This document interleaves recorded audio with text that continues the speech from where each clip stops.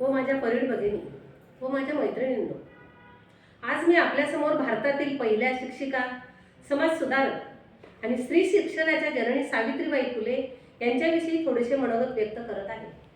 सर्वप्रथम थोर समाज सुधारक, शिक्षक तज्ञ, पहिल्या महिला शिक्षिका सावित्रीबाई फुलेंना विनम्र अभिवादन। मी इथे आज क्रांतिज्योती सावित्रीबाई फुले यांची यशोगाथा सांगण्यासाठी तुमच्यासमोर उभी आहे। मुळात सावित्रीबाई यांची यशोगाथा सांगणं म्हटलं तर सावित्रीबाईंचा प्रताप समजून घ्यावा लागेल।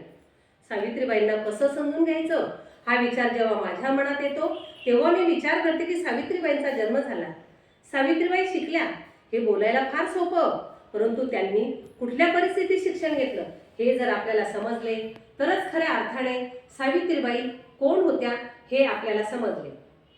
जिने उघडले शिक्षणाच्या स्वर्गाचे द्वार, ती सावित्री जगाची शिलेदार।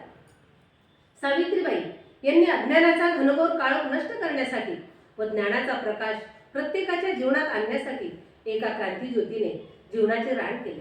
ती तेजस्वी क्रांतिज्योती म्हणजे सावित्रीबाई ज्योतिराव फुले। सावित्रीबाई यांचा जन्म 3 जानेवारी 1831 रोजी सातारा जिल्ह्यातील नायगाव येथे झाला।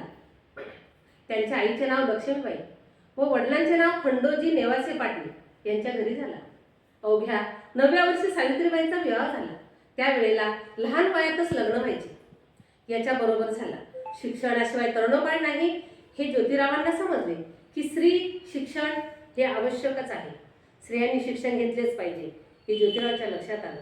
त्यांनी आपल्या पत्नीपासूनच शिक्षणाला सुरुवात केली व त्यांनी सावित्रीबाईंना साक्षर केले।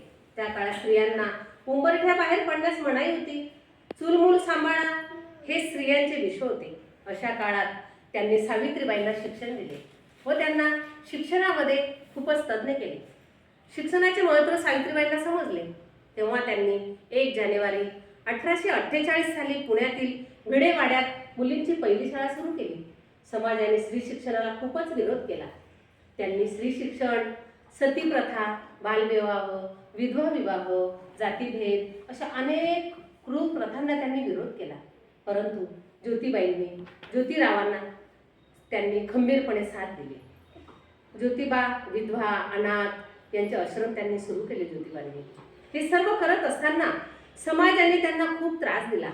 सावित्रीबाई जेव्हा शाळेत जायच्या तेव्हा रस्त्यावर त्यांच्या अंगावर दगड, माती, शेण लोक असे फेकत होते, परंतु हा सर्व त्रास सहन करून न डगमगता त्यांचं कार्य सुरूच ठेवलं। कोणतं होतं त्यांचं कार्य? त्यांचं कार्य म्हणजे स्त्री शिक्षण व त्यांनी 4च वर्षामध्ये 18 शाळा सुरू केल्या। 1847च्या भयंकर प्लेगच्या साथीमध्ये त्यांनी प्लेगची लागण झालेल्या रुग्णांची सेवा केली। तशाच त्यांनाही प्लेगची लागण झाली व त्या 10 मार्च 1897 रोजी त्यांचे निधन झाले। अशा क्रांतिज्योती सावित्रीबाईंना माझा कोटी कोटी प्रणाम। त्यांच्याबद्दल एक मी गीत गात आहे। अहो प्रथम शाळेची घंटा तिनेच वाजवली, अहो प्रथम शाळेची घंटा तिनेच वाजवली, सारा भारतामध्ये हो तिने कीर्ती गाजवली, अहो प्रथम शाळेची घंटा तिनेच वाजवली, पहिली उघडली मुलींची शाळा, जागृत केला समाज सगळा, पहिली उघडली मुलींची शाळा, जागृत केला समाज सगळा, दिनदुबळ्यांची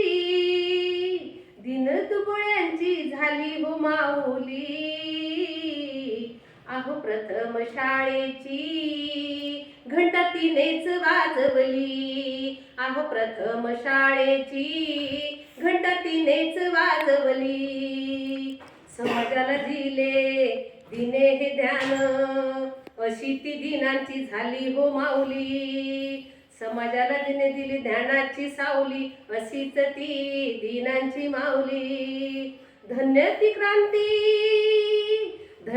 क्रांती सावित्री माऊली, अहो प्रथम शाळेची जिने घंटा ही वाजवली, अहो प्रथम शाळेची घंटा घंटा तिनेच वाजवली. ऐका ग साऱ्या भारताच्या नारी, ऐका ग साऱ्या भारताच्या नारी, ज्योती सावित्री होती खंबीर भारी, ज्योती सावित्री होती खंबीर भारी. धन्य ती क्रांती, धन्य ती क्रांती, सावित्री माऊली. अहो प्रथम शाळेची घंटा तिनेच वाजवली, अहो प्रथम शाळेची घंटा तिनेच वाजवली. साऱ्या भारतामध्ये हो तिने कीर्ती गाजवली, साऱ्या भारतामध्ये हो तिने कीर्ती गाजवली. अहो प्रथम शाळेची घंटा तिनेच वाजवली.